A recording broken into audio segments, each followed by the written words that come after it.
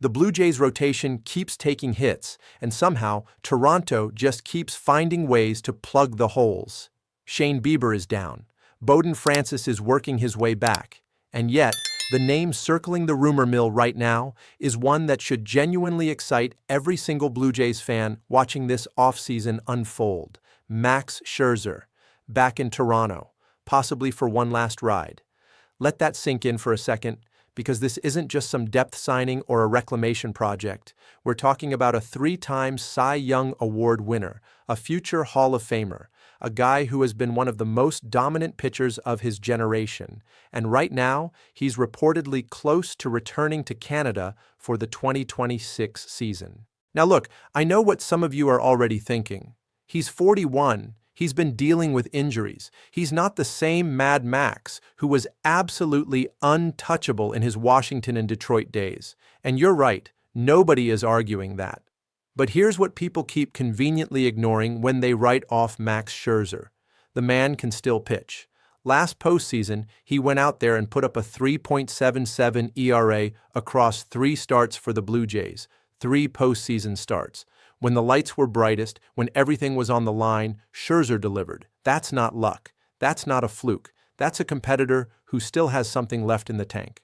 Compare that to his regular season ERA of 5.19, which, yeah, wasn't pretty. Injuries played a massive role in that, but the underlying skills haven't evaporated. His contact management is still elite. He's not walking guys. He's not nibbling around the zone or throwing junk hoping hitters chase. He's still attacking, still competing, still making life miserable for opposing lineups when he's healthy and locked in.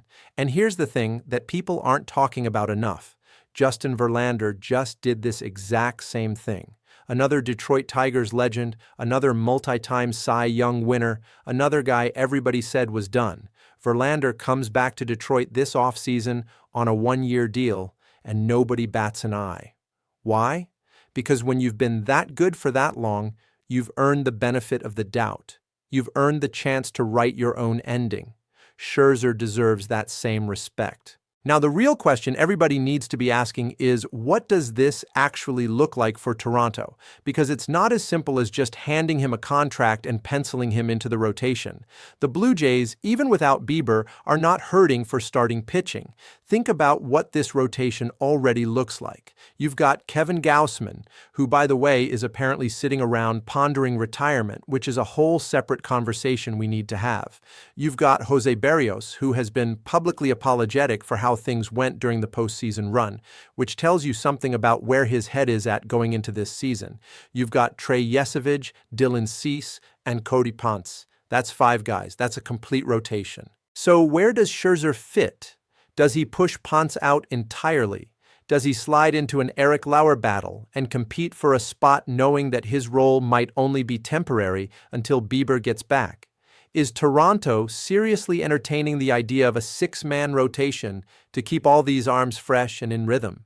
These are real logistical questions that the front office has to answer, and they're not easy ones. There's also another possibility here that honestly makes a lot of sense when you think about it. Scherzer might not even want to show up for spring training. He's thrown over 3,100 innings between the regular season and postseason across his career. His arm has more mileage on it than most pitchers ever accumulate in a lifetime. He's been banged up the last few years, and at 41 years old, turning 42 in July, nobody would blame him for wanting to ease into this season. It's entirely possible he signs with a team mid-season, gets himself right on his own timeline, and then comes in as a difference maker when it matters most. Toronto could be that destination. The door is clearly open. And that's actually the most important piece of this story that I think people are undervaluing. The Blue Jays are opening the door. After everything that's happened this offseason, after losing Chris Bassett to Baltimore. And look, Bassett is still apparently not over the World Series situation, which tells you just how much that locker room meant to him. After the injury concerns piling up, Toronto is still actively pursuing solutions. They're not panicking, but they're not being passive either. Going after Scherzer is a move that says, we're not settling, we're not just rolling out whoever is available, we're trying to win. And that's the version of the Blue Jays organization that fans have been waiting to see be consistent. because the talent has always been there. The question has always been about depth, about resilience, about what happens when things go sideways. Right now, things have gone sideways with the rotation, and their answer is potentially Max Scherzer.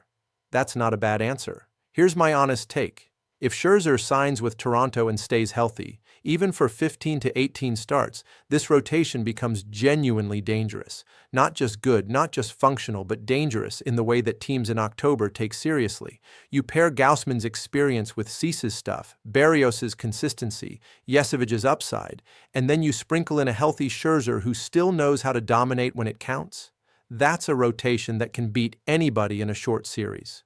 The biggest risk is health. Full stop. That's been the issue with Max for the past few seasons, and there's no guarantee it won't be an issue again. But at this stage of his career, at this stage of his legacy, Max Scherzer isn't signing anywhere to collect a paycheck and ride off quietly. He's signing somewhere because he believes he can still contribute to a winner, and based on everything we saw from him in Toronto's postseason run last year, I think he's right. This reunion hasn't been made official yet. Nothing is signed. But the fact that it's this close, the fact that Toronto is in serious conversation to bring him back, that alone tells you something about the mutual respect between this organization and one of the greatest pitchers of his era. Keep watching this one closely because when it drops, it's going to matter.